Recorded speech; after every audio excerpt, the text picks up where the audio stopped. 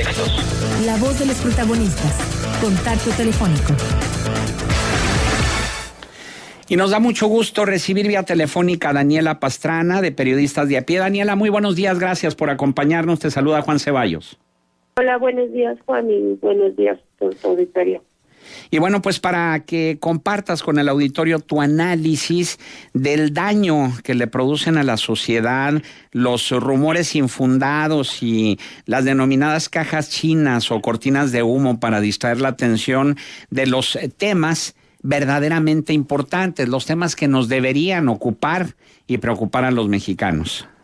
Bueno, pues sí, es una cosa que hemos estado evaluando mucho, todo este asunto, por ejemplo, de la hija, no hija, del Chapo, que parece como ya la telenovela, el capítulo tal de la historia de la vida personal del Chapo Guzmán, y las entrevistas que se hacen en las que pues jamás les cuestionan a ellas, y una dice que lo fue a ver y que le pagó la casa de 5 recámaras en Estados Unidos. Bueno, jamás les cuestionan el asunto de la responsabilidad que tienen de recibir ese dinero, por ejemplo, ¿no?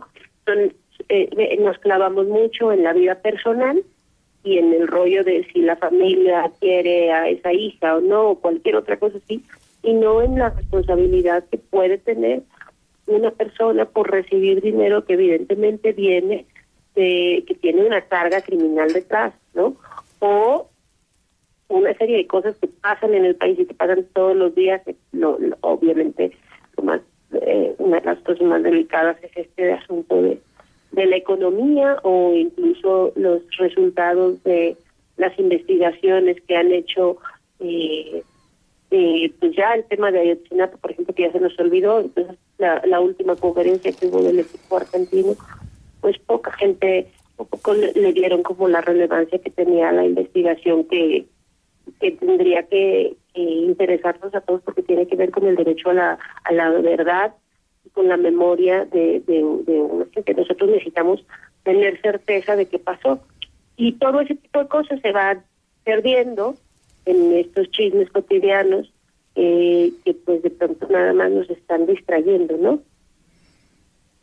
¿A qué atribuyes tú en este caso, Daniela, el hecho de que precisamente estos distractores, estas cortinas de humo que se van sucediendo una tras otra, y los temas se van haciendo obsoletos cada día más rápido porque sale un nuevo tema o sale un nuevo escándalo en el que la mayoría de los consumidores de medios electrónicos, de medios impresos, pues se quedan nada más en el puro encabezado, no van hacia el fondo de la información? ¿A qué atribuyes ello? Pues ni siquiera el puro encabezado. Ayer hubo todo un asunto, toda una discusión en Twitter con el diario Milenio, porque publicó, a propósito de esto de la cruzada contra el hambre, publicó un encabezado que decía de su serie de Data Lab, de periodismo de datos, decía él, y lo entre comillas falso, éxito de la cruzada contra el hambre, y horas después le quitaron lo de falso, y luego al final le dejaron los números de la cruzada contra el hambre. O sea, poco a poco le fueron como quitando esta carga de que lo que decía básicamente la nota es que lo que dice que ha resuelto, o sea, que lo que dicen ellos que han resuelto con la cruzada contra el hambre es 28 veces más inflado de lo que realmente se ha resuelto, ¿no? Entonces ni siquiera es a veces un asunto de que nos distraigamos, sino que nosotros mismos, los medios más grandes, o los que se dicen nacionales, que yo siempre pienso que son del DF, tienen como tenemos como mucho miedo de estar tratando de a las causas y a las consecuencias de las cosas. O sea, este país tiene problemas todos los días, todos los días. Pero como dice Marco Lara, estamos instalados en el periodismo decimonónico que tenía 4 características: los conflictos, las guerras, ¿no?, lo insólito, la señora con barbas o cualquier cosa así, las grandes tragedias y los crímenes. Y estamos instalados en ese, entonces en el del conflicto, lo que genera conflictos, chismes. Y la esposa del Chapo dice que el del Castillo o lo que sea. O sea, en esa parte como muy telenovelera del conflicto, en eso están los medios más grandes y parece que se olvidan que nuestro trabajo es justo investigar cuáles son las causas, cuáles son los mecanismos, las personas con nombre y apellido que dieron origen a los problemas que estamos viendo todos los días y cuáles son las consecuencias de lo que está pasando. Ahora, ¿a esto consideras tú que contribuyen algunos medios de comunicación al superficializar o frivolizar la noticia y no ir al fondo? Bueno, y a normalizar las cosas que no son normales. O sea, de pronto en este país, lo que pasa en estos últimos 10 años, bueno, mucho tiempo, pero muy aceleradamente en estos 10 años, vemos lo normal, lo que no es normal. Ya todo el mundo cree que es normal ir al seguro social y que no te atiendan o que no haya medicinas. Desde ese nivel, todos pensamos que eso es normal y no pensamos que efectivamente todos estamos pagando unos impuestos que no son pocos, o por lo menos toda la clase media que está amarrada para pagar impuestos como nosotros estamos haciéndolo. No es poco y deberíamos tener un servicio de salud y de educación de calidad mínimo, básico. Y no lo tenemos y nosotros tenemos que pagar servicios privados, seguros privados o lo que sea, y entonces estamos pagando doble. El impuesto que nos quitan más el pago del servicio privado. Y lo vemos ya como normal. En la Ciudad de México nos quitaron lo que cuando yo era joven se podía, que tenías credencial de estudiante y entrabas al transporte y tenías transporte público. Bueno, eso no existe y es normal. O sea, nos hemos acostumbrado a ver lo normal, lo que no es normal. Y cada día más, con los temas estos de violencia, pues cada día es como más cotidiano. Todos los días matan gente en Guerrero. Es normal. No, bueno, no es normal. Y a eso es lo que abonamos, o lo que abonan yo, porque yo siempre me quito esa responsabilidad. Yo digo, si algo hemos tratado de hacer en las redes, justo aprender a trabajar con un periodismo que cuesta un poquito más de trabajo, pero que sí trata de dar estas explicaciones, ¿no?, de las causas, de las consecuencias, pero a lo que abona, ¿no?, el grueso de los medios, pues es justo a este caos informativo en el que todo el tiempo te están bombardeando con conflictos hasta que terminas pensando en lo normal, que es normal, lo que no es normal. Entonces, ¿será que a fuerza de repetirse esta falta de medicamentos, este mal servicio en las instituciones de salud pública y esto lo trasladamos también a fuerza de repetirse los actos de corrupción, a fuerza de repetirse el excesivo burocratismo, a fuerza de repetirse la pésima calidad educativa que tenemos en nuestro país? ¿Ya vemos todo esto como normal? A fuerza de repetirse, pero sin que haya, sin explicar cuál es la estructura que genera eso. O sea, a fuerza de repetirse, todos los días hay un muerto. Bueno, pues sí, pero hay responsables con nombre y apellido. Hay gente que está cobrando y que no está haciendo su trabajo. Hay gente que está cobrando por atender a víctimas, que no está atendiendo a víctimas. Hay gente que está cobrando por hacer planes educativos, que no está haciendo esa chamba. Entonces, no nos damos nunca a las consecuencias. Entiendo pues que en el activismo de mucha gente digan de pronto fue el Estado. Pues sí, pero fue el Estado, pues el Estado somos todos. O sea, ¿quién del Estado? ¿Quiénes del Estado? ¿Qué políticas públicas fallaron? Y esa es la chamba que tendremos que estar haciendo los periodistas, ¿no? Desmenuzar todo ese discurso, que pues sí, ¿no? Es el Estado, claro, pero el Estado es nadie. O sea, en términos de responsabilidades, de lo que tendría que ser, es decir, quién de la estructura de gobierno del Estado de Veracruz ha sido responsable de la situación que ha pasado en el Estado de Veracruz, que no nada más es el gobernador por supuesto como cabeza tiene una responsabilidad, pero hay gente de la policía, hay secretario de gobierno, hay una serie de personas con responsabilidades. ¿Quiénes en Ayotzinapa, aparte de los de policías municipales detenidos, porque aquí en este país parece que todo lo hacen los policías municipales porque se volvieron locos? No, quienes arriba en la cadena de mandos les dieron las instrucciones de hacer lo que hicieron. O sea, ¿quiénes son los responsables? ¿Dónde están las fallas que nos han llevado a esta situación? Eso es lo que tendríamos que estar haciendo, porque si entramos en la generalidad, pues nada más capturamos a la gente de una información que todos los días se repite y que parece que no tiene no tiene solución, pues porque no hay responsables, porque este país es el reino de la simulación, de la impunidad, ¿no? Y esto tiene mucho que ver también con una falta de cultura cívica y política de una gran mayoría ciudadana, de una mayor concientización de lo que está sucediendo en nuestro entorno. ¿Cuál consideras desde tu punto de vista, Daniela, que sería una forma de alimentar esa conciencia cívica y política de la ciudadanía? Pues nosotros lo que tenemos que hacer es investigar. Una de las máximas, ¿no?, del periodismo, de los básicos del periodismo, es una frase atribuida a Pulitzer, es si tu madre te dice que te quiere, confírmalo, ¿no?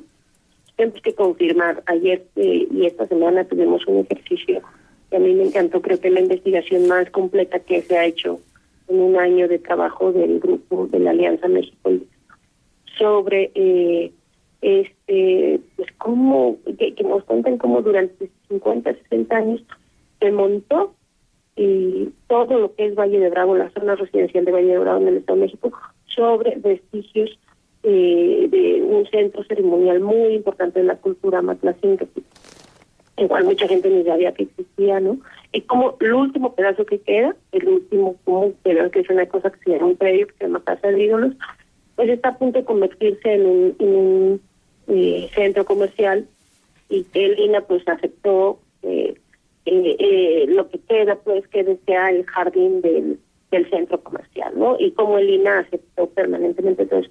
Bueno, eso fue un trabajo de investigación de 2 meses, en el que yo no participé, pero fui testigo de cómo lo hicieron, y creo que es una información, o sea, que la gente tiene derecho a saberlo.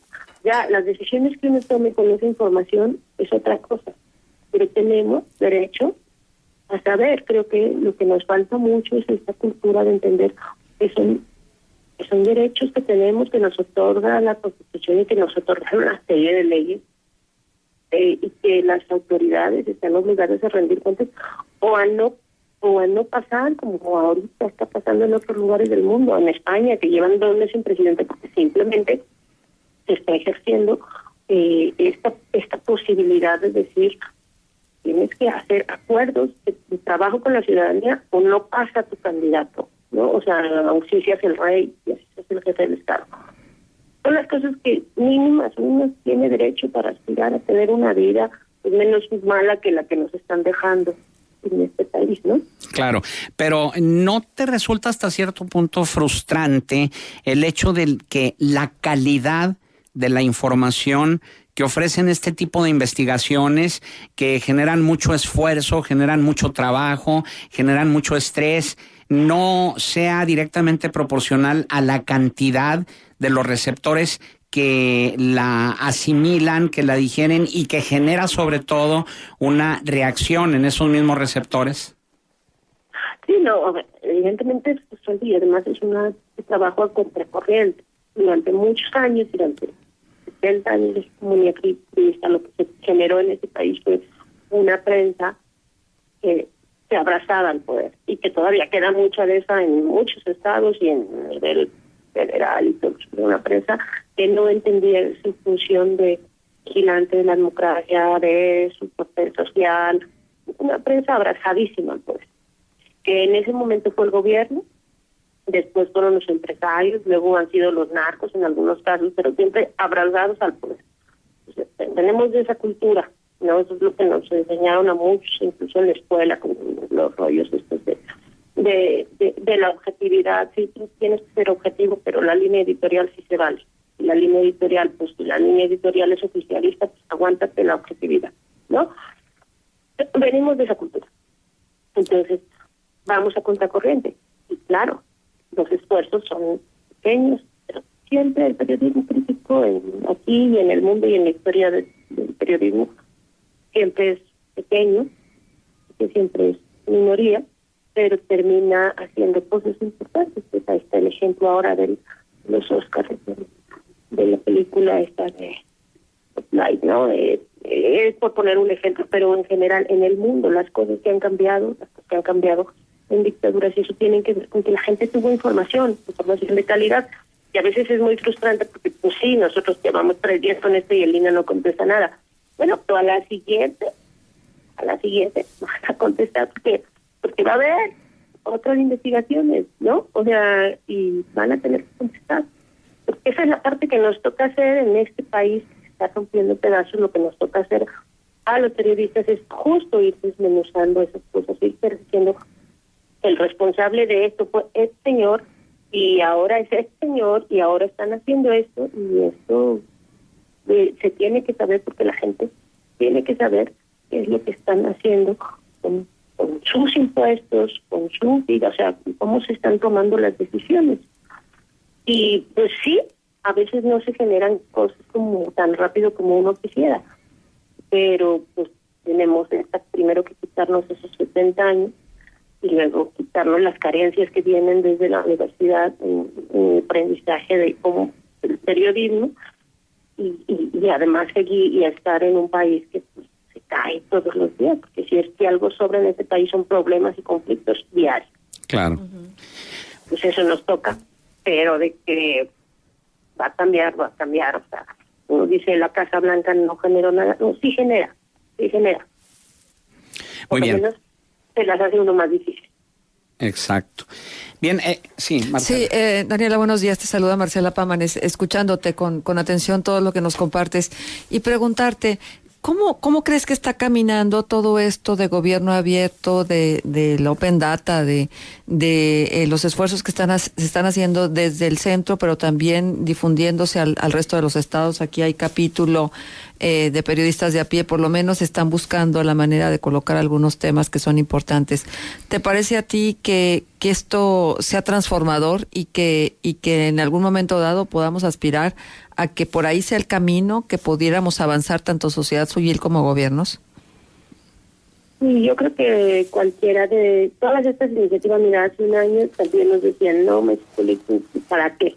Y luego dentro de 6 meses después nos decían, esto es un fracaso, no han publicado más que una mini cosa.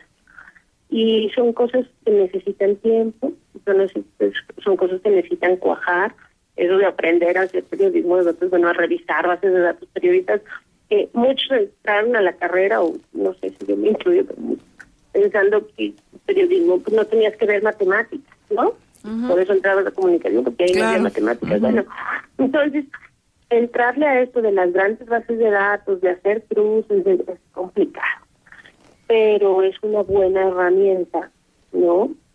Todo lo que tiene que ver con el periodismo de datos, que es básicamente usar grandes bases de datos para aplicarlas como instrumentos de análisis en periodismo, y que tiene que ver, sí, con esta idea de que la información tiene que ser pública, abierta, el gobierno tiene que abrir sus registros. México es uno de los países que tiene menos registros de casi todo, y si tú tratas de encontrar los índices de homicidios dolosos de Acapulco, te vuelves loco con la información, porque cada quien tiene sus registros de lo que quiera. Entonces, pues son cosas que tienen que irse cuajando, son cosas que necesitan tiempo, que necesitan que nos vayamos interesando, y pienso que pues si uno quiere caminar hacia la puerta, o sea, si uno quiere encontrar la salida o quiere salir del lugar, tiene que caminar a la puerta de salida. Uh-huh. Claro. Ahora hay que ir caminando para allá. Sí. Ahora, hay otra cosa que te quiero preguntar, Daniela. ¿Cómo colocar los temas locales en una agenda ya de por sí llena de estos distractores de los que se hablaba hace un rato? Temas locales que son importantes y que tienen incidencia a nivel nacional, pero que tal pareciera que no encuentran espacio en una agenda demasiado saturada. ¿Cómo colocar estos temas locales? Que por ejemplo nosotros acá en Coahuila entendemos que hay situaciones que han tenido una repercusión a nivel nacional, pero que finalmente pues van siendo desplazados por las notas actuales y luego se quedan así como en el olvido.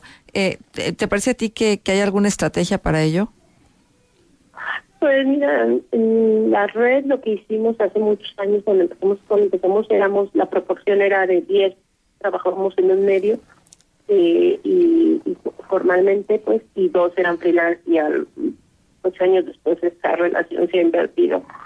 Pero lo que tratábamos de hacer era justo decir, bueno, este es un tema importante, pues vamos a ver cómo buscamos esas grietas en los medios que nos permitan exponerlo, ponerlo en la agenda.